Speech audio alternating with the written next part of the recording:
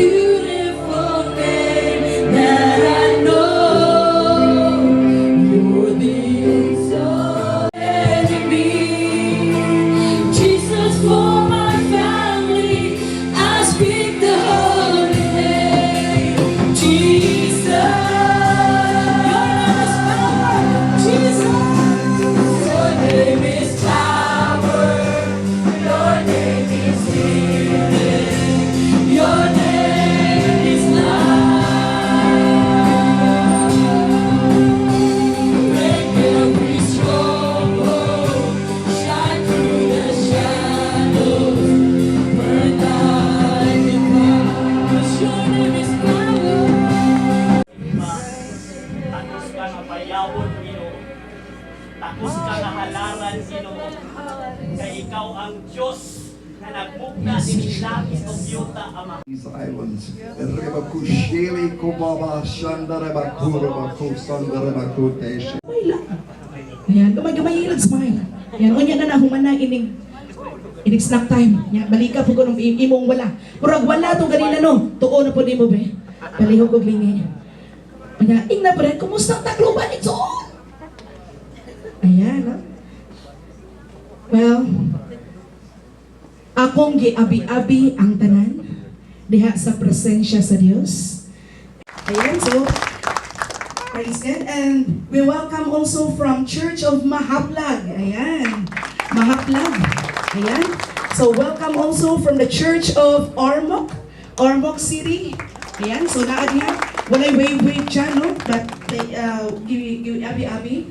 And the Salvacion or the Albuera Church, somewhere here. Ayan. So di abi-abi san. And of course, ang ato ang host place, no? We welcome Bye-bye Lady. Ayan. So, akong gipaminawan ang taga-bye-bye bitaw pag-ato na ko dito gahapon sa mall. Ni anak ko nga kanang naamoy patis, ni man siya waya. Waya-waya di ay ni diri napinta. Yan nangutana na pud ko. Diri naamoy kuan kay kinahanglan na mo diri nahabilin baya sa bayay. So, kay di ba ang L inyong yan. But a lolo of 18 apos. Okay. Di ba? Productive kayo sila, no? 18 nga apo. And then, he is one of the regional director of our International School of Ministry or ISOM, which is nag-function na ta sa atong mga ISOM. Wala ko nag-promote pero sa ISOM, but he's one of the regional director. And then, one siya sa Diyos, the way we act. Dili kami ngon, ako na gani. Ako na ni. Wa ka kailagin sa ko. Di ba? The way ta mo sulti, the way ta mo lihok, di na kinahanglan, murag wagdas kalibutan nga Kristohanon ko. Kana bang asa may nindot paminawon? Ngawingon, oy, pastor, di ay kawa dyan ko kay babitaw. Kung wa ka nag-ingon ba kay, wa kay ko kabalo bitaw ka pastor ka, ikaw dyan pastor, ka secret dyan ka ayaw ni mo, oy.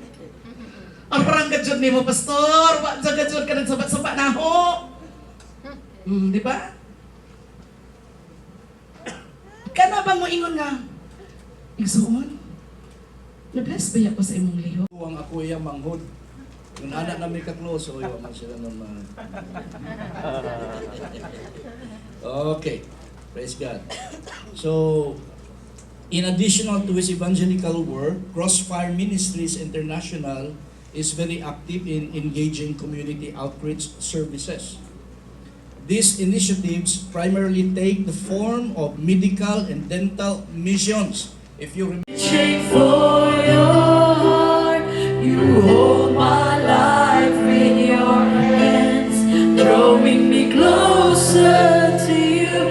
I feel your power. The third area glues the first two together.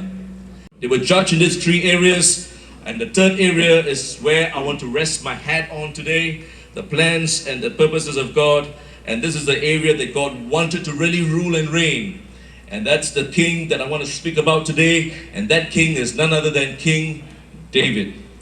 If you want to return to the call of God back into your life, if you want to carry the plans and the purposes back to your life, I tell you one thing, it's going to cost you. Your security, It will cost you your finance. It will cost you everything. But it's worth it. It's worth it. Like Pastor Weldon was sharing just now. I was very blessed just sitting. Oh, pero ang iyang origin niya murag India sila. India. Kung tao yung ngalan, Krishnan, ko na, Buddhist na. Ginawa na to. Banha ka may daghan na to. Ayaw mo ko anong story kay. Nabitaw mo comment niya. Pero kung ito, Alin ako. Membro, mga badlungon. Diba? Samok. Gayig mga ulo. Ay, mga pastor, tinuray ta. Pero, lisod og kanang pagting sa mga tao. Nagikan silang pagkagamay, hantod pagkadako. Dili ikaw ng padako. Okay. Now, karon ang nahitabo. Huwag na may sa order na maluto. Lili na ako dito. Kaso-aso ng barbecue. Wala na lang mo nakitaan ang gasupa. Kay puro na aso. Kay gipadalibe na mo pila ka minuto. Pagtanaw na mo, poor shrimp and squid. Lanay na. Kay gisupa naman. Pagkahuman samtang nagawan mi, na-feel na mo nga to serve na ang food. Anyas, Pastor Weldon, Pastor Jojo, banat ng in-English ay. Lami kay nang didol-dol pa, Brad, tarong ang English, Brad, para malibrit ka kaon, Brad. Nga karon, pinta mo muli ha, kay mayo man yung katawa. Sa wakas, Pastor, nakuha na akong atensyon nila, Pastor. Ikaw ganina, taas-taas mo ka, Pastor, maguwang raman gigag 1 inch na ko, pero okay ra. Diba? So karon, balik na ta. Ingo naman ko, kikini akong banay, hingaon ni chili, ha? English yun na to, may tagawaray din eh. Na ay chili, ha? Okay? Kasabkabot mo, kanang harap ba? harap. Okay? Harap. Chili, kung sa English. Para masabtan po nilang Pastor Timothy, Sir Timothy. Chili, okay. Now, order na akong bana. Excuse me, wala man kayo siya tagda. Ako. Excuse me, sir. Sir, na may CD. Akong ginauna ka ni beauty ha, di mapipili, mapansin. Karon, ingan ako. Excuse me, pa-cute ko eh. Kasi bugod. Yamal kang pretty para mukhaon na itong ilang barbecue. Pinakyot ang tingog kapatid. Parte ka confident iksoon, sili. Pag-ingon na ron na sili. Kabalo mo kwaon ako kung may glass para maklaro ginin niyo. Ang waiter ni Anana. Unsa akong giingon pag yun, follow up. Kay mukhaon lagi mig sili. Karon, di ba katawa sila? Apili niyo katawa. Marinig niyo yun later. Okay? Karon, mauna, dito ng training. Kaya di ko naman ko, sir, tag-as inyong sili.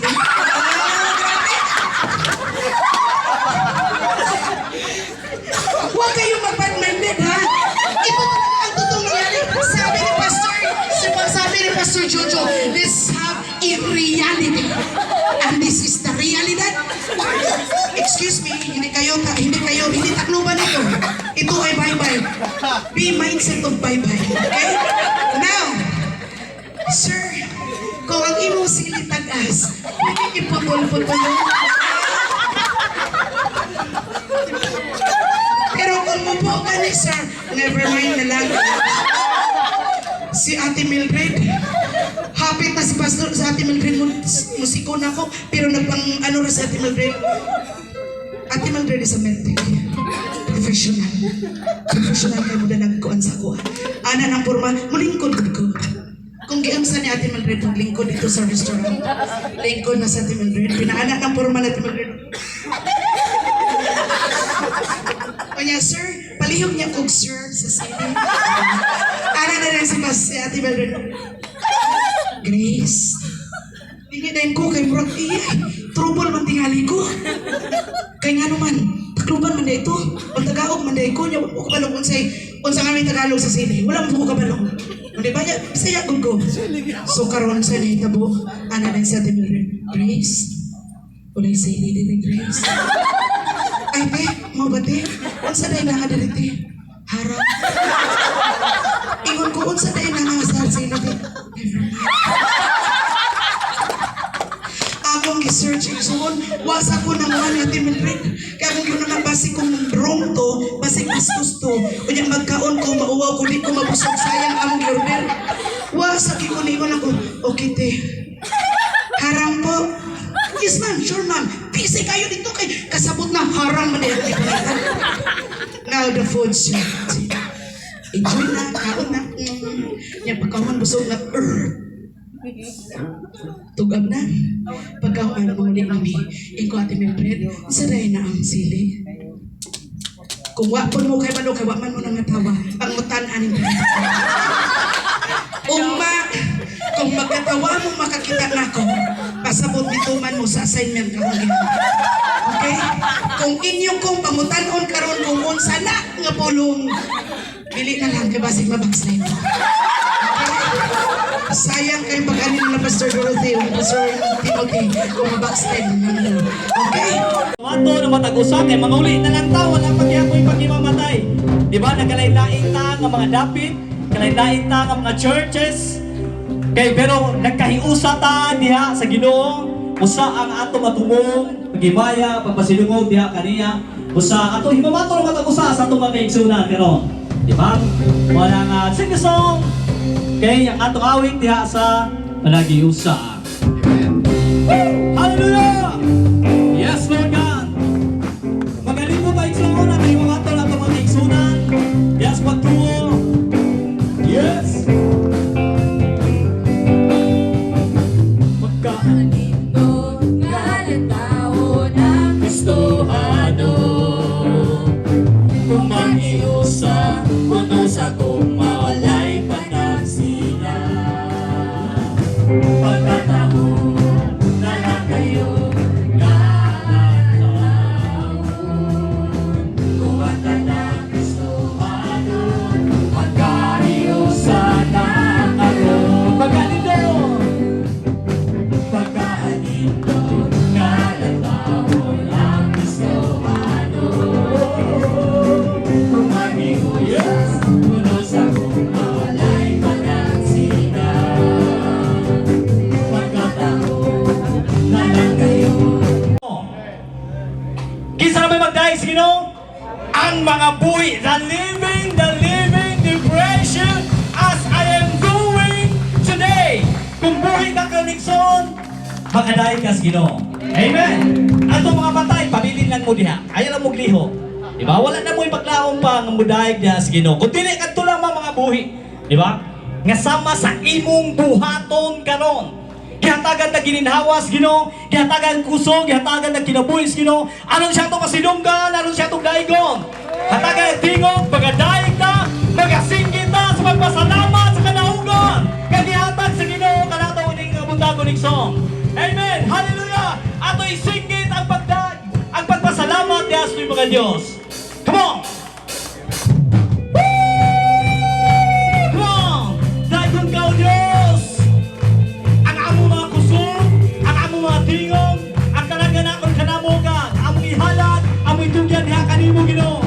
Yes! Dayon ka!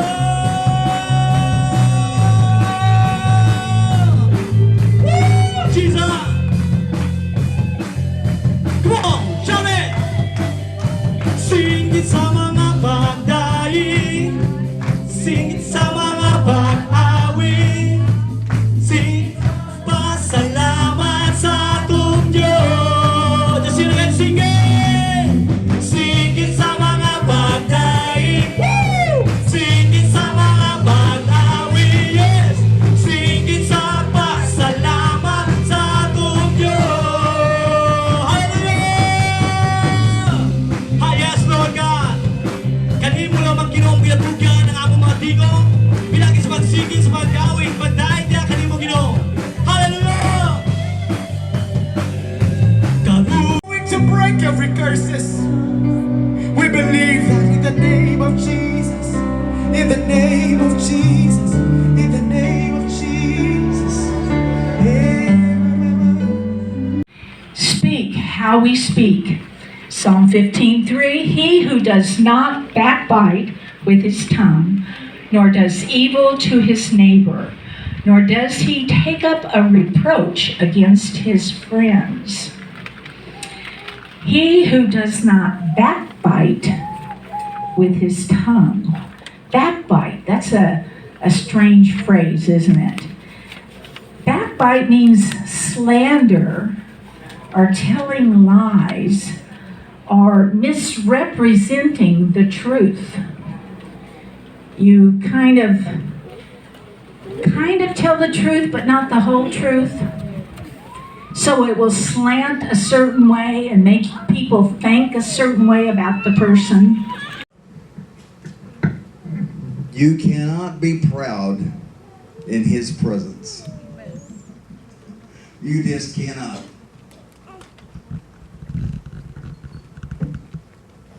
I didn't hear any amens. Did you hear what I said? You cannot be proud in His presence because you see Him as He is and you see yourself as you are. And I don't mean you suddenly see yourself as a worm. We exercise faith based upon the Word of God, and we said, Lord, you said, so let it be. Let it be for us. Every promise in the book is mine. Every chapter, every verse, every line, and all the promises of God are answered in Christ Jesus. Yes and amen. Amen by us to the glory of God the Father. If we don't say amen to the promise, it's not ours. Am I making connection? Yes. So sovereignty doesn't say, I will do it, and now you can't stop it, I'm going to do it. And here's, let me give you the rules. There are 1920s and 30s. She was a medical doctor, and but she was healed from drug addiction, and she began to preach healing. Well, her sister and her knew they had a problem. Yes, we want to rejoice in the goodness of God. So be sure and let us know. And so I see my husband heading this way. You know, I love this dear man very much. I appreciate that he has been my mentor for all these years. I'm so grateful to Pastor Jojo for joining with us and sharing. Let's give him a big hand. Yes. And also for our dear Timothy. Yes. Other times, and I feel kind of like he's one of my kids. and so I appreciate it. Okay, thank you, Mama. Yeah. Kung may anak sa Pastor Weldon, may anak sa Pastor Dorothy. Puti lang siya na ako kay naamag ko sa field, sige. Mao ng brown ko. Ya Pilipinas ba yan eh?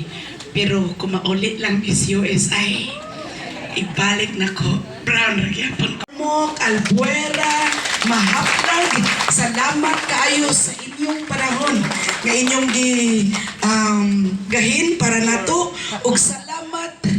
Kaya nagsige kong paminaw, panayog-tuyok kung doon na ba'y nagdaguok nga tiyan-diyan napita. Wa pamansan.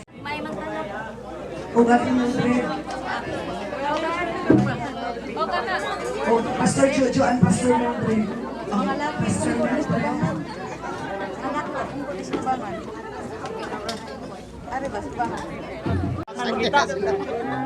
Okay, sa likod, palihog, pakita. Pakita, tas kamila.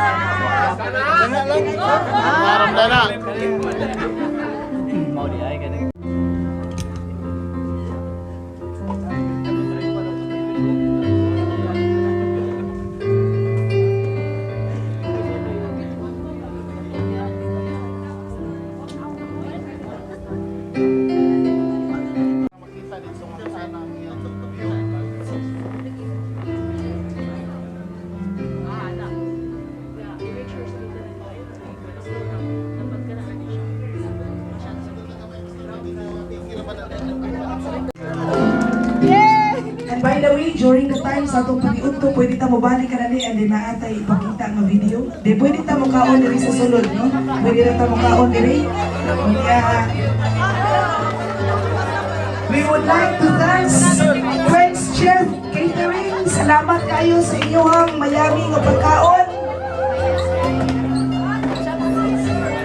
Sam, nasa ka?